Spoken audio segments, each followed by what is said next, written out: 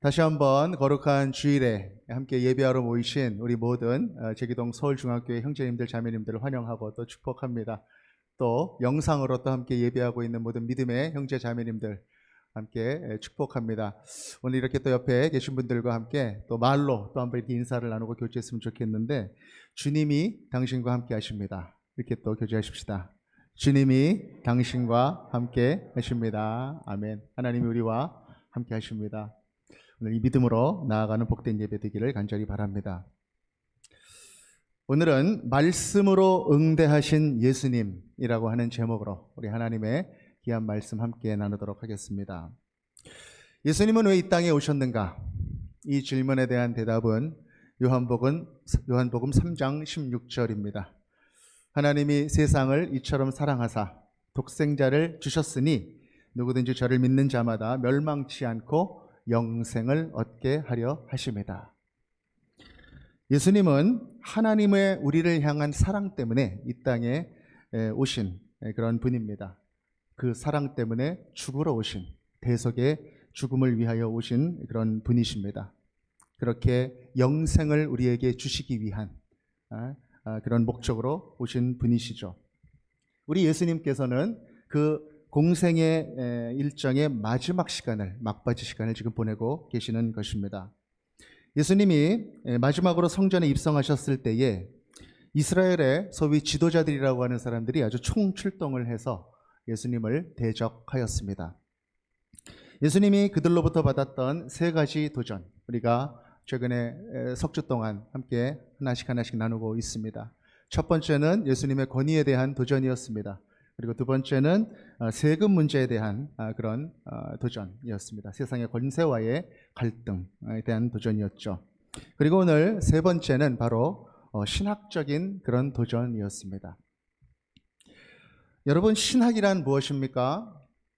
신학이라는 것을 한마디로 말하기는 어렵습니다만은 우리가 신학에 대해서 간단하게 이렇게 이야기할 수 있을 것 같습니다.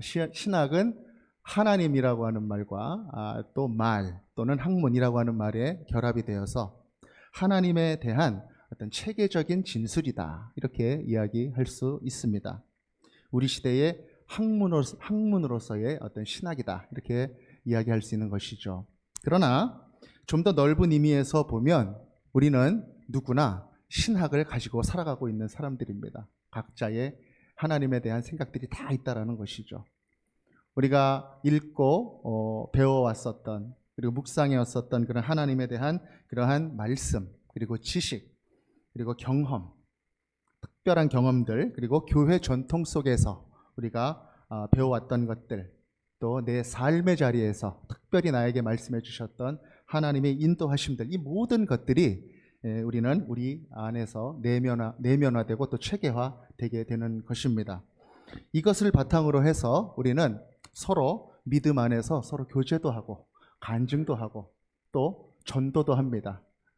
내가 가지고 있는 하나님에 대한 그런 신학으로 그렇게 하게 되는 것이죠. 이러한 면에서 보면 이 신학이라고 하는 것이 특별한 공부만을 의미하는 그런 것은 아니라는 것을 우리는 알 수가 있습니다. 물론 우리가 공부로서, 학문으로서의 신학을 생각할 때 한때 그런 때가 있었습니다. 신학을 하면 신앙을 잃어버린다.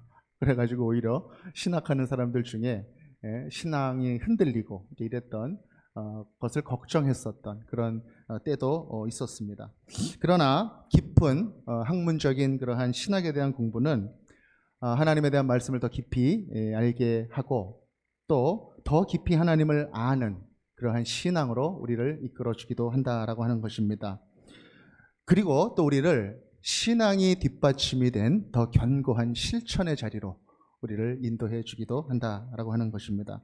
특별히 목회자로 부름을 받은 사람들에게 소정의 신학적 교육을 요구하는 것, 그것이 굉장히 필요한 것이다, 이렇게 말씀을 드릴 수가 있는 것이죠.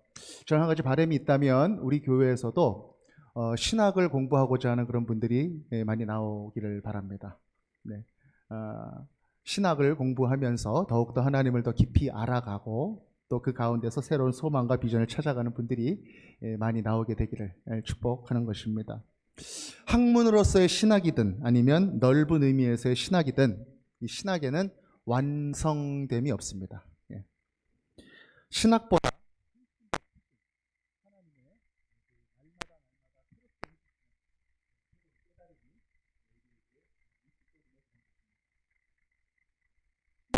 훨씬 더 크신 하나님이 우리와 함께 계신다라고 하는 것을 우리가 모르고 살아간다면 그 사람에게 있어서 이 신학이라고 하는 것은 대단히 개인적인 것이 될 수밖에 없다라고 하는 것입니다. 아주 제한적인 그러한 신학이 될 수밖에 없다는 것입니다. 우리가 성경을 읽을 때도 내가 좋아하는 말씀만 이렇게 읽는 그런 경향들도 좀 있죠. 또 신약만 읽거나 또 구약만 읽거나 그렇게 해서 성경을 전체적으로 이렇게 읽지 못하고 맨날 또 잠언만 읽거나 또 그러한 편협한 그런 모습이 있게 될 수 있다는 것입니다. 그리고 이 신학 가운데 서로 소통하고 서로의 생각을 나누고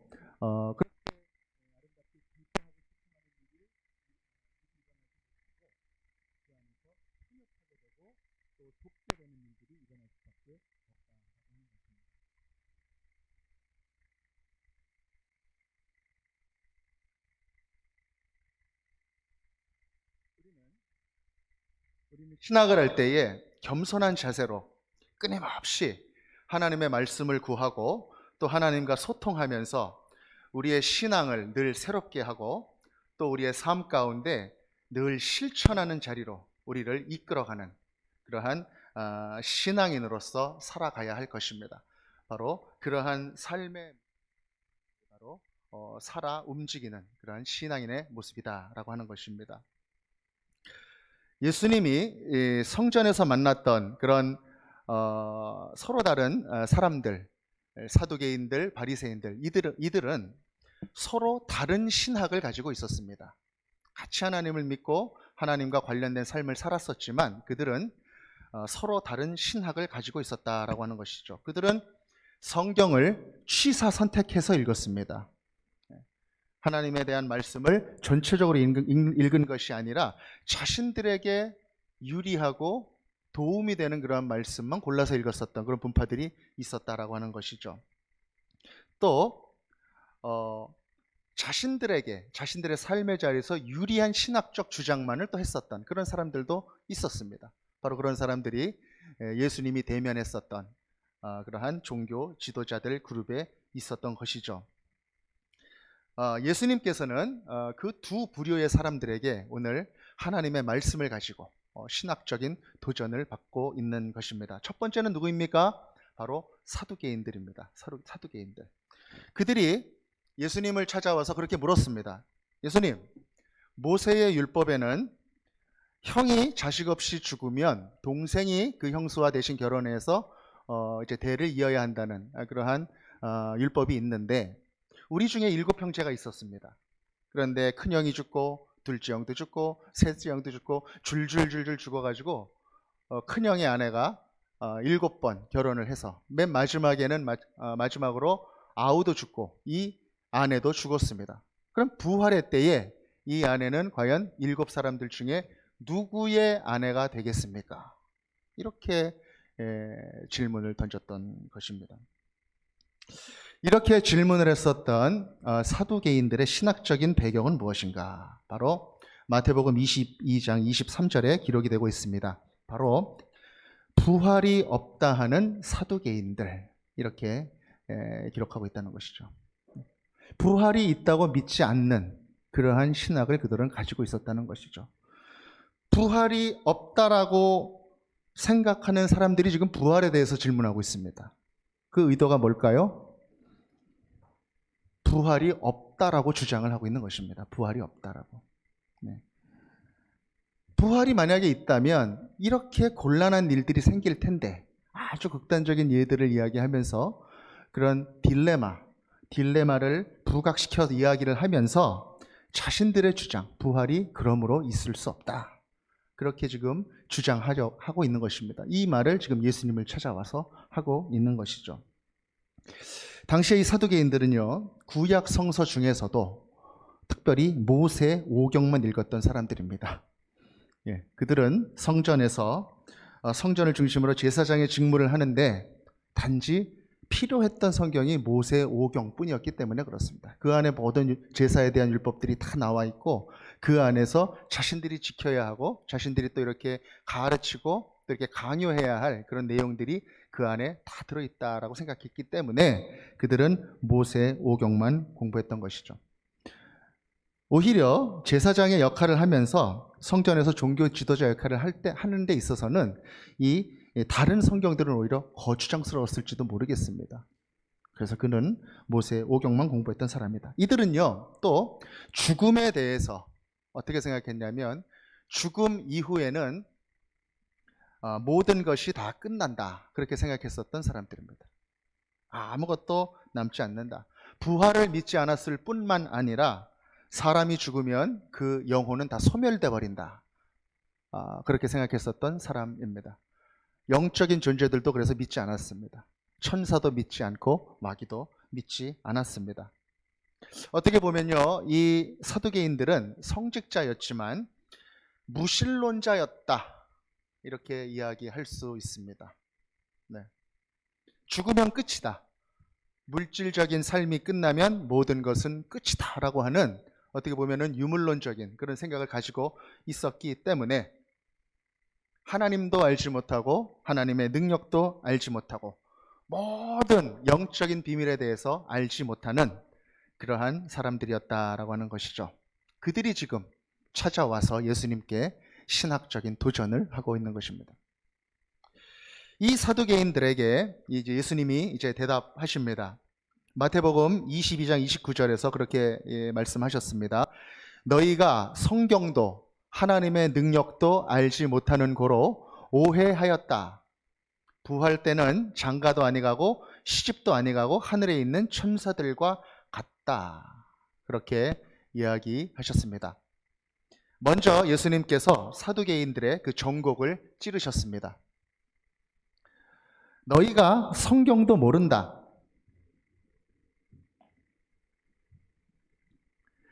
너희들의 성경에 대한 지식이 부분적이다라고 하는 것입니다. 너희들이 성경을 알지 못한다. 그리고 하나님의 능력도 모르고 있다. 그렇게 이야기하고 있습니다. 단지 하나님의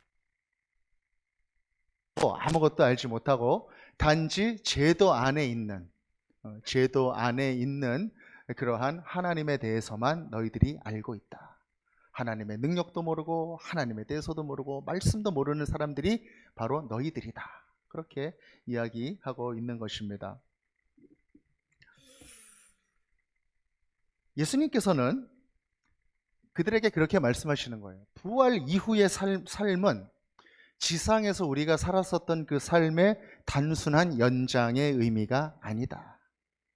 우리가 지지고 볶고 살았었던 그 모든 인간 세상의 어려움들, 마음이 상하고 또 질투와 미움 속에 허우적댔었던 그런 모습들, 그리고 자라나서 자라고 늙어지고 또 병들고 연약해져서 살았었던 그 모든 인간 세상의 그 모습이 그대로 연장되는 것이 부활의 몸이 아니다는 것.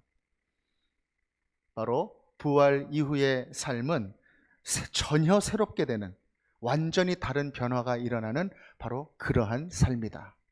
예수님께서 그렇게 그들에게 알려주시는 것입니다. 이 땅에서는 꿈꿀 수 없는 그러한 부활한 몸이 갖게 되는 새로운 모습에 대한 변화, 그것을 지금 예수님께서는 이 사두개인에게 말씀해 주시는 것이죠. 이 변화에 대해서 잠깐 성경에서 예수님께서 잠깐 보여주신 적이 있습니다. 그게 언제냐면 마태복음 17장 그리고 마가복음, 누가복음 9장에 나오는 그런 변화산에서의 모습입니다. 예수님께서 변화산에 제자들과 함께 올라가셨을 때 예수님이 변화된 모습을 제자들이 보게 하셨습니다. 그곳에서 완전히 다른 모습으로 나타난 그런 예수님의 모습을 보고 또 모세와 또 아브라함과 함께 이야기하는 그런 모습 속에서 이곳이 너무 좋으니 여기에서 초막셋을 짓고 살았으면 좋겠습니다.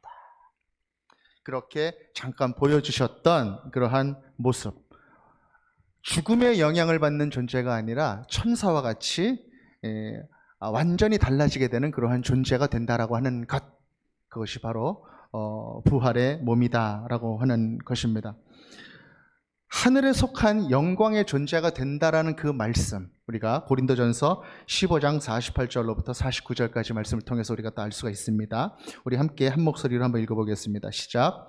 무릇 흙에 속한 자들은 저 흙에 속한 자와 같고 무릇 하늘에 속한 자들은 저 하늘에 속한 이와 같으니 우리가 흙에 속한 자의 형상을 입은 것 같이 또한 하늘에 속한 이의 형상을 입으리라. 아멘.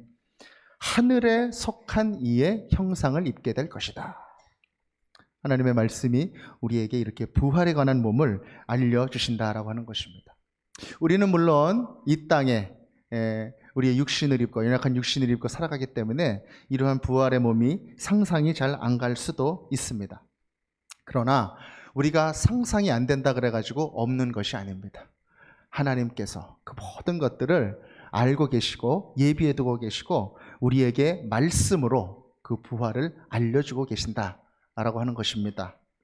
하나님의 나라 천국이 펼쳐지는 것도 알려주십니다. 이 사두개인들이 몰랐던 이 천국에 관한, 이 부활에 관한 이야기, 그것이 구약 성경에 이미 많이 기록이 되어 있습니다. 그 중에서 한 두 군데 정도를 우리가 함께 찾아서 읽기를 원하는데요. 첫 번째는 다니엘서 12장 2절 말씀입니다. 우리 한 목소리로 읽어보겠습니다. 시작. 땅의 티끌 가운데서 자는 자 중에서 많은 사람이 깨어나 영생을 받는 자도 있겠고 수치를 당하여서 영원히 부끄러움을 당할 자도 있을 것이며. 아멘. 자는 자 중에서 깨어나서 영생과 영벌을 받는 그런 사람들이 있게 된다. 말씀이 그렇게 구약 말씀이 기록하고 있는 것이죠.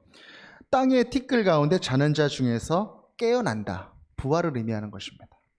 그것이 그 말씀이 바로 구약에 이미 기록되어 있다는 것이죠. 또 시편 16편 10절에서 11절 말씀 제가 읽겠습니다.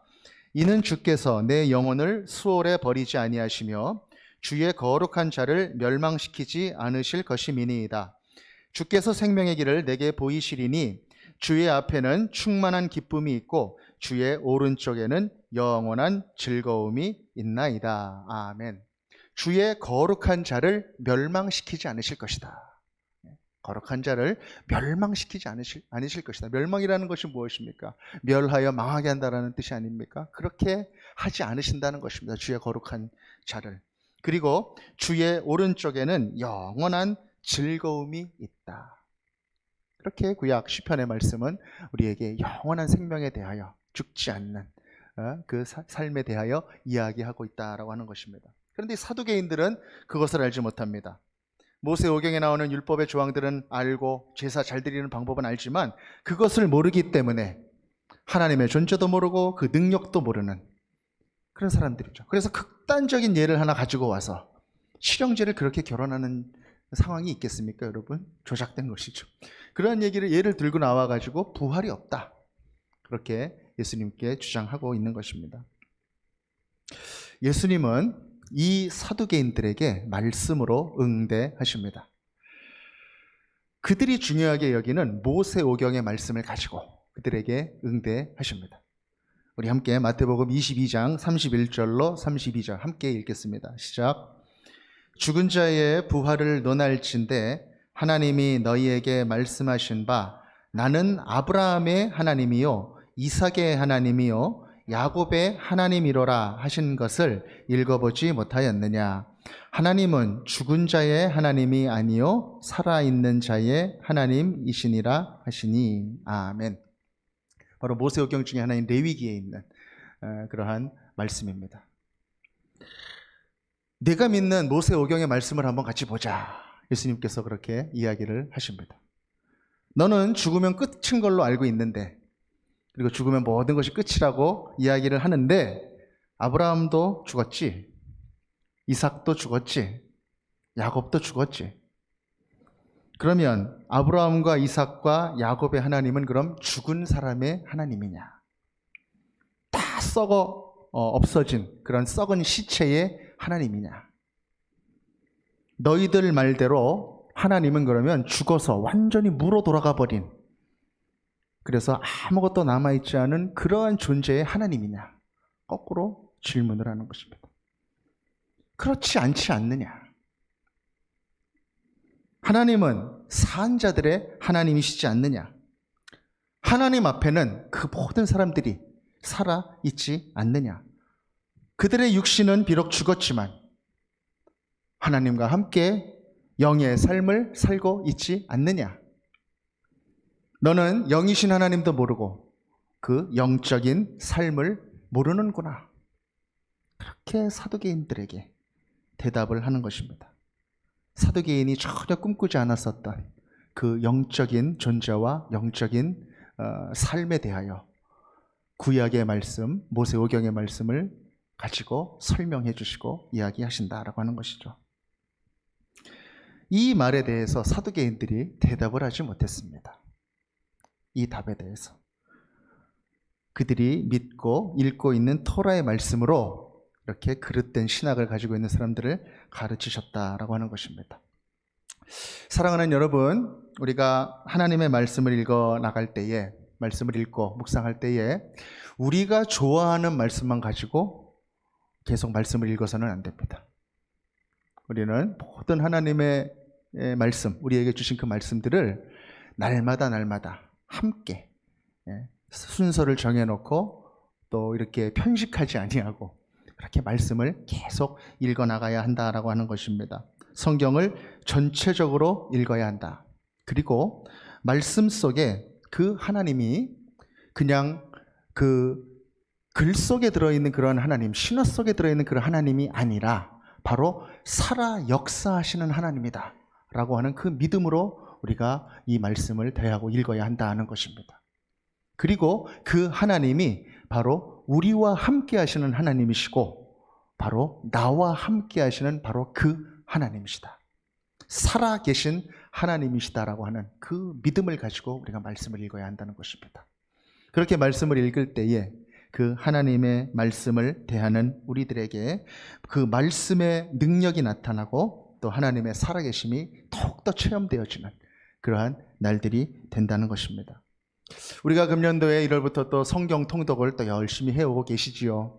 순서를 정해서 계속 성경 통독을 해오고 계시는데 또 새벽마다 우리가 말씀의 순서를 정하여 계속 말씀을 대면하면서 말씀 속에서 우리의 삶을 부딪히고 이렇게 묵상해 오고 있는 그런 말씀의 행진을 우리가 계속 이어오고 있습니다.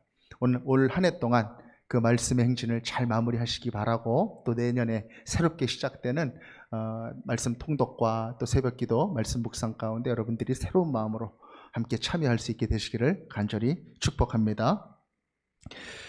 이 사두개인들을 가르치신 예수님, 그런데 이 사두개인들과 정반대의 신학을 가지고 있었던 그런 사람들이 있었습니다. 바로 바리새인들이었습니다. 바리새인들. 사두개인들은 부활을 믿지 않았는데 바리새인들은 믿었습니다. 그리고 사두개인들은 천사도 믿지 않았는데 바리새인들은 믿었습니다. 그리고 사후세계에 대해서도 바리새인은 믿었습니다. 전혀 다른 그러한 신학을 가지고 있었습니다.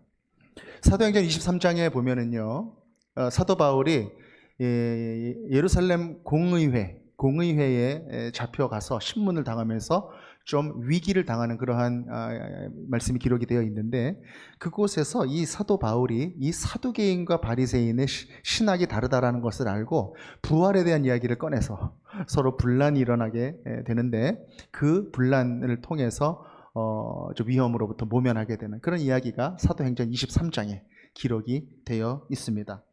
이 둘은 이렇게 신학도 다르고 신앙에 대해서도 모습이 다른데 오직 예수님을 죽이고자 하는 그런 목적에서 지금 하나가 되어서 예수님을 찾아오고 있는 것입니다. 이 사두개인들이 예수님한테 한 방 맞은 거죠. 찾아와가지고 부활에 대해서 막 물어봤다가 아무 소리도 못하고 당했다라는 소식을 이 바리새인들이 들었습니다. 그래서 이 바리새인들이 또 예수님을 막 찾아왔습니다. 그 마음은 어떤 마음일까? 율법하면은 바로 우리들이다. 우리보다 율법을 더 자세하게 알고 있는 사람이 없다. 그런 교만한 마음으로 예수님을 찾아온 것이죠. 실제로 그랬습니다. 정통한 구약 학자들이었고 아주 달달달달 외우는 그런 사람들이었을 뿐만 아니라 적혀져 있는 그러한 구약 성경뿐만 아니라 또 구전으로 전해져 오는 그런 성경들도 잘 알고 있었고 또 구약에 대한 그런 해석들을 또 나름대로 체계적으로 이 기준 저 기준으로 정리해 놓았었던 구약의 전통들에 대해서도 아주 정통했었던 그런 사람들이 바로 이 율법학자였고 바리새인들이었다라고 하는 것이죠. 그들이 지금 예수님께 와서 시험을 하는 것입니다. 어떻게 질문하였습니까? 율법 중에서 어느 계명이 큽니까? 이렇게 물어봤습니다. 율법에 대해서 어느 계명이 큽니까? 율법을 아는지 모르는지를 시험해 보는 것이겠죠. 예수님에 대해서. 예수님이 그렇습니다. 그들은 이 율법을 잘 알았습니다. 613가지의 율법. 그리고 이 율법을 자기들이 다 지킬 수 없다는 것도 알고 있었던 것 같습니다. 그래서 이 사람들은 그 613가지의 율법 중에서 248개의 율법을 조금 더 중요한 율법이다 생각하고 그렇게 또 구분을 시켜놨습니다. 그리고 나머지 365개의 율법은 덜 중요한 율법이다. 그렇게 율법을 구분해서 그렇게 줄을 세우고 그 안에서 하나하나 율법을 조항화해서 그렇게 율법을 가지고 남을 강제하고 다스리고 자기 스스로도 속박이 되었었던 바로 그 사람들이 이 바리새인들이었다라고 하는 것이죠. 그 조항을 잘 다루는 사람들, 그 사람들이 지금 누구를 시험하고 있습니까? 그 말씀 자체를 주신 분, 그 말씀의 주인이신 그리고 말씀이신 그 하나님을 지금 시험하고 있는 것입니다. 예수님께서는 어느 계명이 큰 계명입니까? 라고 물어보는 그 바리새인들에게 이렇게 말씀하십니다. 바로 하나님 아버지의 마음을 알려주신다는 것입니다. 하나님 아버지의 마음, 그 율법을 주신 그 마음, 바로 그 사랑의 마음인 것입니다. 하나님은 사랑이시다. 사랑을 통하지 않고는 그 모든 율법이 의미를 잃어버리게 된다. 그리고 구약에서 두 군데의 말씀을 통해서 이야기하시는 하나님에 대한 사랑과 그리고 이웃에 대한 사랑을 또 말씀을 하십니다. 바로 신명기 6장 4절에서 5절 유대인들이 날마다 암송하는 그 쉐마의 말씀의 앞부분, 그 부분을 말씀해 주신다는 것이죠. 우리 함께 한 목소리로 또 읽어보겠습니다. 시작. 이스라엘아 들으라. 우리 하나님 여호와는 오직 유일한 여호와시니 너는 마음을 다하고 뜻을 다하고 힘을 다하여 내 하나님 여호와를 사랑하라. 아멘. 내 마음을 다하고 힘을 다하고 뜻을 다하여 내 하나님 여호와를 사랑하라. 이것이 가장 크고 첫째 되는 계명이다라고 하는 것이죠. 그리고 또 예수님은 알려주십니다. 둘째도 그와 같으니, 그와 같다. 그만큼 중요하다라는 것이죠. 바로 내 이웃을 내 몸과 같이 사랑하라. 레위기 19장 18절 말씀입니다. 또 한 번 같이 한번 읽어보겠습니다. 시작. 원수를 갚지 말며 동포를 원망하지 말며 내 이웃 사랑하기를 내 자신과 같이 사랑하라. 나는 여호와이니라. 아멘. 모든 율법의 본질은 바로 하나님의 사랑이다라고 하는 것입니다. 하나님의 사랑. 하나님의 사랑이 죄 때문에 다 죽을 수밖에 없었던 그 사람들을 다시 찾아오게 하셨다. 하나님의 사랑이 죄가 뭔지도 모르고 하나님이 누군지도 모르고 까맣게 잊어버린 그 사람들에게 이 율법을 주었다. 그리고 그 하나님의 그 사랑이 마침내 하나님의 때에 사랑 때문에 대신 죽기로 작정하신 예수 그리스도를 이 땅에 보내사 그 사랑의 죽음으로 말미암아 은혜의 대속을 이루어 주셨다. 그 모든 하나님의 역사하심과 인도하심이 바로 이 사랑 때문이다라고 하는 것입니다. 그것을 지금 예수님께서 율법의 조항을 가지고 기세등등하게 나와서 물어보고 있는 그에게 알려주시는 것입니다. 그리고 또 말씀하십니다. 바로 이 사랑, 율법의 완성인 이 사랑, 바로 율법의 시작이요 율법의 끝인 이 사랑을 바로 너희들 삶에도 살아내야 한다. 너희 이웃을 사랑해야 한다. 그 사랑으로. 그렇게 알려주신다는 것입니다. 하나님 사랑과 이웃 사랑. 이것이 가장 가장 크고 중요한 계명이고 온 선지자 그리고 율법이 지켜야 하는 강령이다. 그렇게 말씀을 해주신다는 것이죠. 그리고 그와 같으니라고 하는 말씀 속에서 우리는 압니다. 하나님을 사랑하는 것과 이웃을 사랑하는 것이 결국은 같은 것이다 하는 것입니다. 그것을 사도 요한을 통해서 또 우리는 말씀을 통해서 알게 됩니다. 하나님은 사랑이시다. 그리고 하나님을 사랑하는 것과 이웃을 사랑하는 것은 하나이다. 그 말씀 우리가 한 두 군데 정도 찾아보기를 원합니다. 우리 요한복음 14장 16절 말씀 우리 함께 읽겠습니다. 시작. 하나님이 우리를 사랑하시는 사랑을 우리가 알고 믿었노니 하나님은 사랑이시라. 사랑 안에 거하는 자는 하나님 안에 거하고 하나님도 그의 안에 거하느니라. 아멘. 사랑 안에 거하는 것이 하나님 안에 거하는 것이다. 사랑, 하나님은 사랑이시다. 하나님에 대한 정의를 사랑으로 내리고 있다는 것이죠. 연이어 읽습니다. 우리 요한일서 4장 19절로부터 21절까지 함께 읽겠습니다. 시작. 우리가 사랑함은 그가 먼저 우리를 사랑하셨습니다. 누구든지 하나님을 사랑하노라 하고 그 형제를 미워하면 이는 거짓말하는 자니 보는 바 그 형제를 사랑하지 아니하는 자는 보지 못하는 바 하나님을 사랑할 수 없느니라.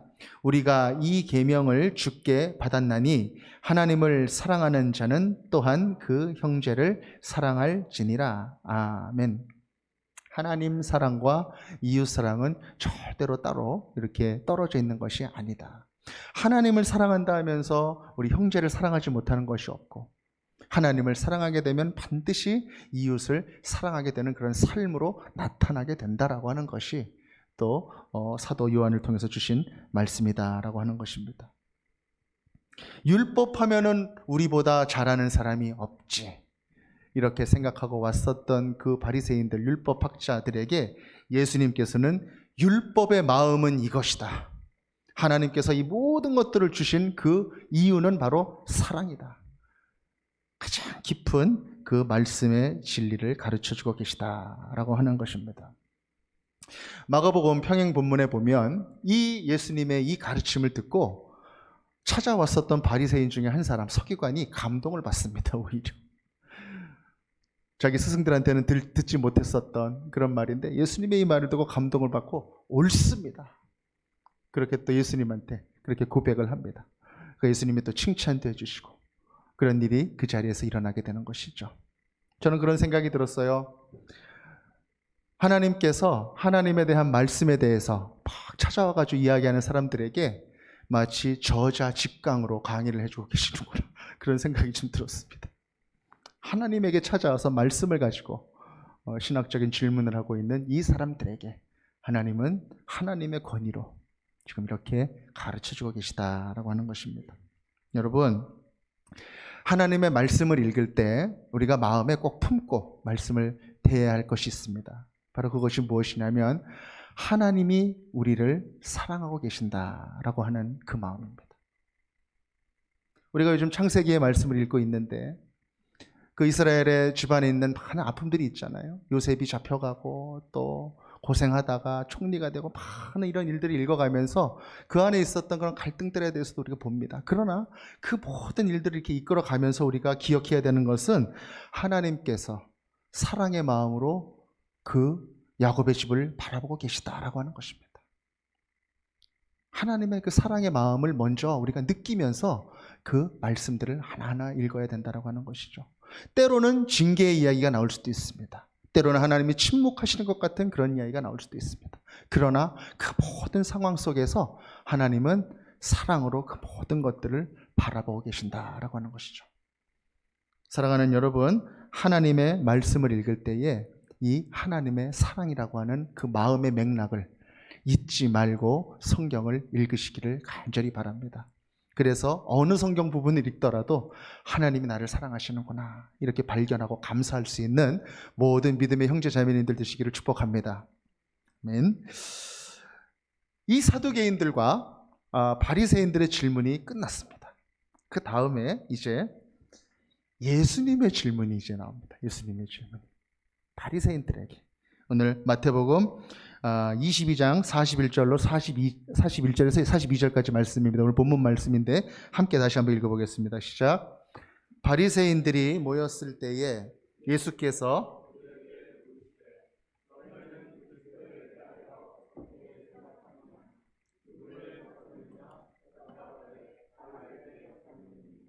아멘.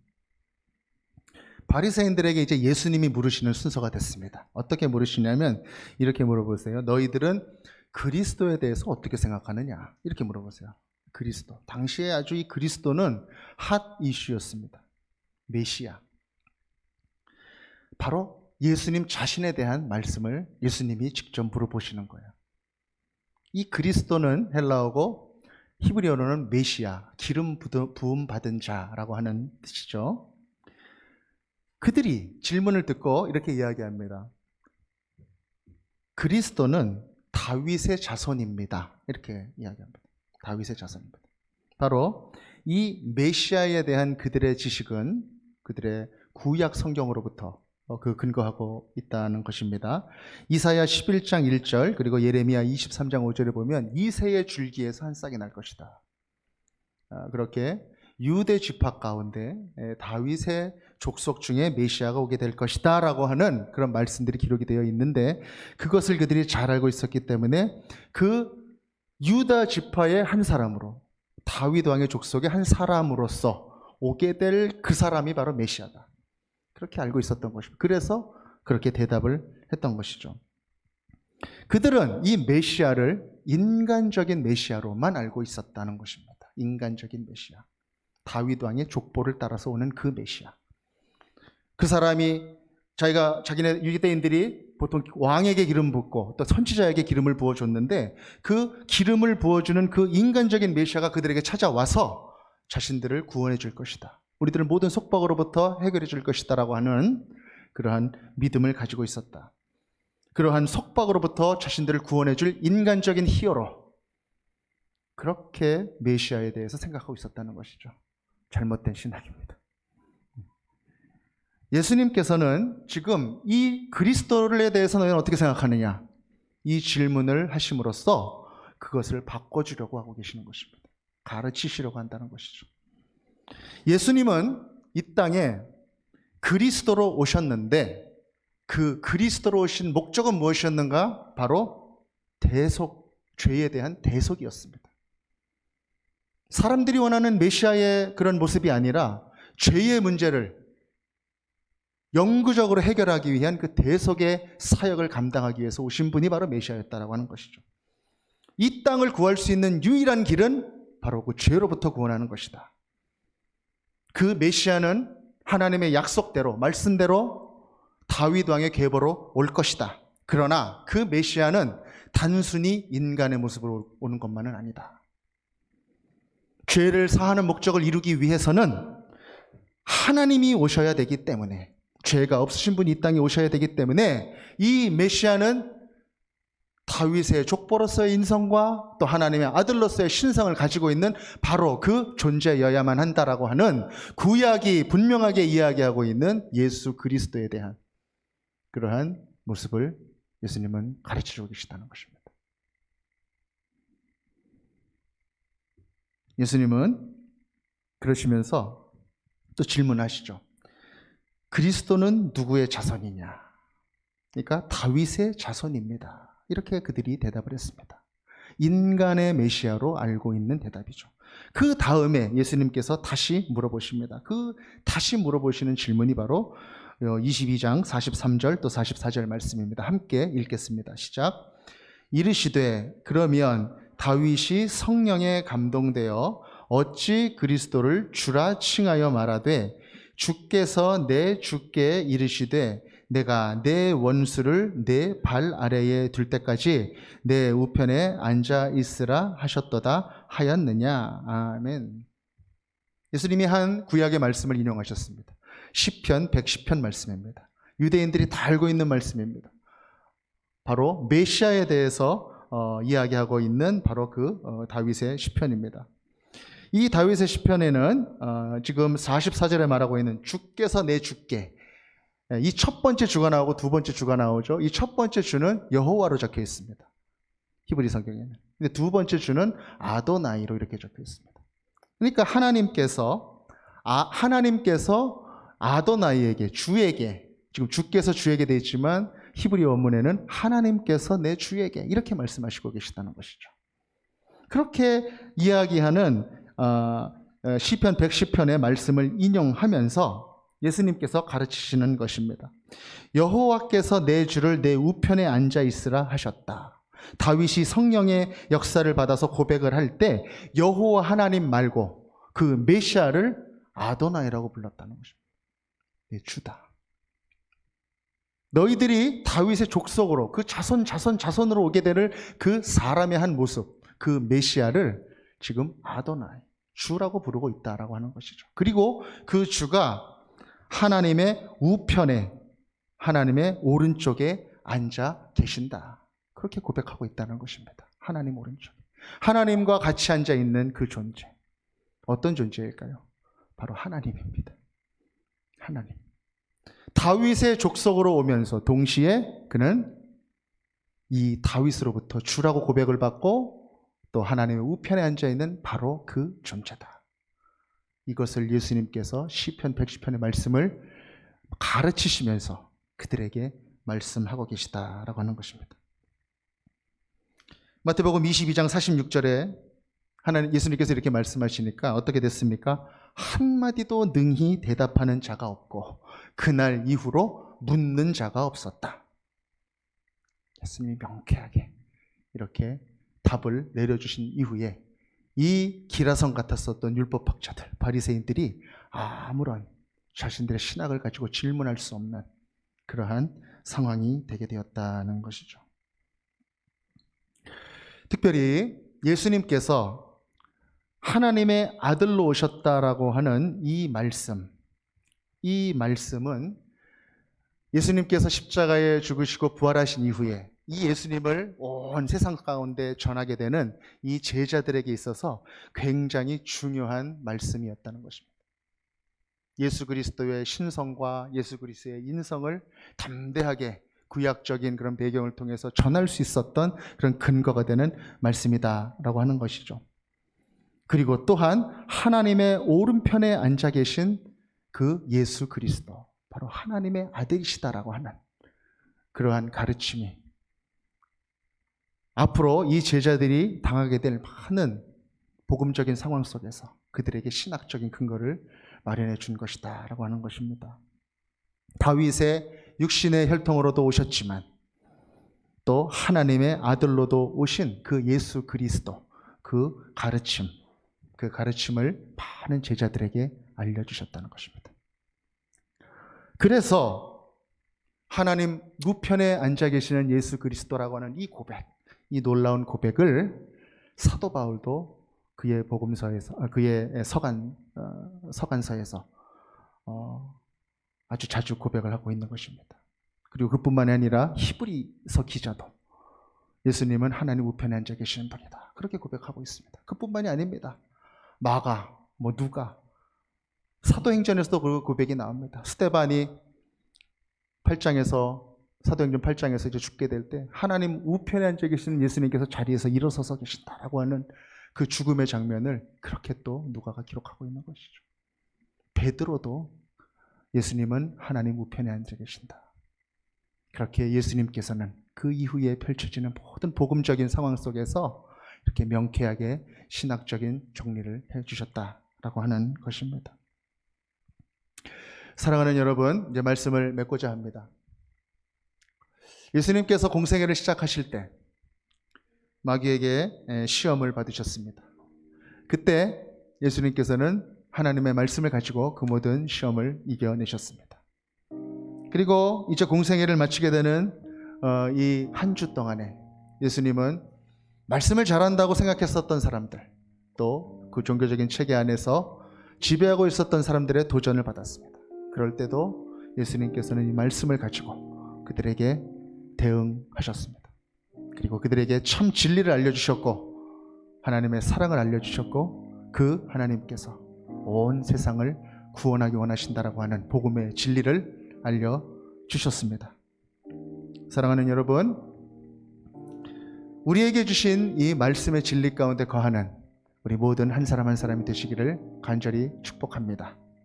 더욱 깊은 말씀의 은혜 가운데 나아가는 여러분들 되시기를 바랍니다.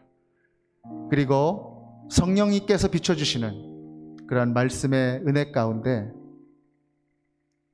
날마다 말씀에 대한 열정으로 나아가는 우리 한 분 한 분 되시기를 바라고, 또 말씀의 은혜 가운데 거하며 주님께서 이 시대 가운데 주시는 우리의 복음적인 소명 안에서 마음껏 꿈꾸고 마음껏 도전하고 마음껏 그 말씀이 가자고 하는 곳까지 따라가는 우리 모든 믿음의 형제 자매님들이 되시기를 간절히 축복합니다. 말씀 따라 성령 따라 한 걸음 한 걸음 말씀의 행진에 동참하는 우리 모든 믿음의 형제 자매님들 되시기를 우리 구주 예수 그리스도의 이름으로 간절히 축복합니다. 아멘. 우리 시간에